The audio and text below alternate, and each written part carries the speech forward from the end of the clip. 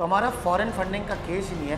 Foreign funding का case हो कि बैरून मुल्क से कोई फंडिंग आई हो, ये ममनुआ फंडिंग है कि मुल्क के अंदर से फंडिंग हुई है लेकिन ड्यू प्रोसेस फॉलो नहीं हुआ। हमें पूरा यकीन है कि ऐसा कोई फैसला पीटीआई के खिलाफ नहीं आएगा।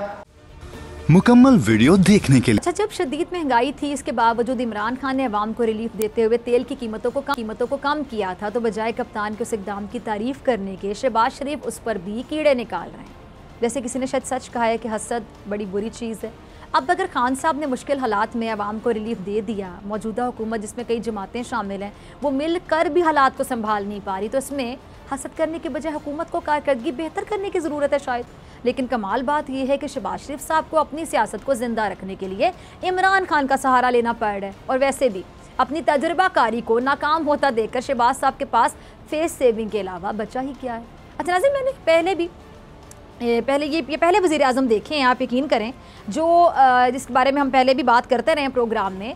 ये पहले वज़ीर आज़म हैं जो आवाम को रिलीफ देने पर खुश होने की बजाय परेशान हो रहे हैं। रिलीफ पे मुझे पता है खुश होते हैं या परेशान होते हैं। और तो और शहबाज शरीफ साहब ये भी कहते हैं कि जो साबिका हुकूमत थी उसने पेट्रोल की कीमत कम करके जानबूझकर हमारे लिए जाल बिछाया, यानी ये मलबा भी पीटीआई की हुकूमत पे गिरा दिया कि जो कुछ हो रहा है पीटीआई की हुकूमत जिम्मेदार है। चले आप ठीक करने आए थे, आप ठीक कर दें।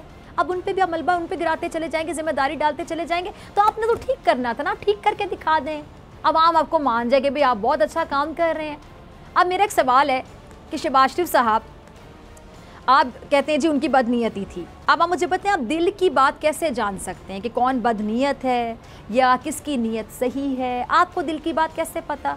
लेकिन कहते हैं ना हवा में तीर चलाना और फतवा लगा दिया जाए कि जी उनके मुखालिफिन तो है ना तो बदनीयत हैं, क्योंकि हमारे मुखालिफिन है तो बदनीयत ही होंगे, जबकि पूरी कौम पर ये बात अश्कार हो चुकी है, अश्कार हो चुका है कि मौजूदा हुकूमत का इक़्तिदार संभालना ही बदनीयती पर मबनी था।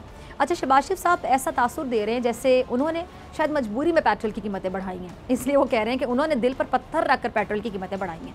अब मेरी अर्ज़ है कि क्या हुकूमती लोगों के सीने में दिल है भी या नहीं? पहले तो ये डिसाइड करें कि आपके पास दिल है या नहीं, फिर बात करते हैं कि दिल पे पत्थर रखा है कुछ और रखा। अब मेरे ख्याल से दिल नहीं है, इनके दिल ही पत्थर के शायद हो चुके हैं, और जब दिल पत्थर के हों तो फिर पत्थर के दिलों पर मज़ीद पत्थर रखने से फ़र्क नहीं पड़ता शायद। ये हुकूमत बेहिस्सी की अमली तस्वीर है। ये लोग सिर्फ दिखावे के लिए अवाम का दर्द जाहिर करते हैं, हकीकत में इन्हें रत्ती भर भी अवाम से कोई लेना देना नहीं है। अच्छा, एक बार फिर शहबाज शरीफ ने 2-2 हज़ार रुपये देने का एहसान जितवाया और साथ ये भी बताया कि उन्होंने बहुत मुश्किल हालात में हुकूमत लेने का चैलेंज कबूल किया। अब सवाल ये कि अगर इतना ही मुश्किल चैलेंज लग रहा है तो हुकूमत ली ही क्यों थी? या किसी ने आपके सर पर बंदूक रख कर कहा था कि हुकूमत लेने वरना अच्छा नहीं होगा? आप लोग तो सिर्फ इमरान खान को हटाने के लिए आए थे, क्योंकि उनके होते हुए आपको NRO 2 नहीं मिलना था। अच्छा, मिफ्ता साहब की भी ज़रा सुन लेते हैं। पेट्रोलियम मसनूआत की जो कीमतें उसमें इजाफे का IMF से कोई ताल्लुक़ नहीं है। अब आप ज़रा देखिए कि IMF और ख़ुद को बचाने के लिए मिफ्ता साहब ने एक नया, आप कह लें कि पैंतरा बदला है, जबकि यही लोग थे जो पेट्रोल की कीमतें बढ़ने पर इमरान खान पर IMF डील के इल्ज़ामात लगाते थे, आपको याद होगा। अब मौजूदा हुकूमत IMF प्रोग्राम बहाल कराने के लिए बेताब होती चली जा रही है, और ये बात सबको पता है कि IMF ने मौजूदा हुकूमत को पेट्रोल की कीमतों में इजाफा करने को कहा, और ऐसी सूरत में आप समझ लें कि जो IMF प्रोग्राम है उसकी बहाली का सोच सकती। मुझे अब मिफ्ता साहब पर यकीन जानिए हैरानी हो रही है कि वो हुकूमत और नून लीग के तर्जुमान होने के अलावा IMF के तर्जुमान भी बन गए हैं। सब्सक्राइब करें और बेल दबाएं ताकि कोई खबर रह न जाए।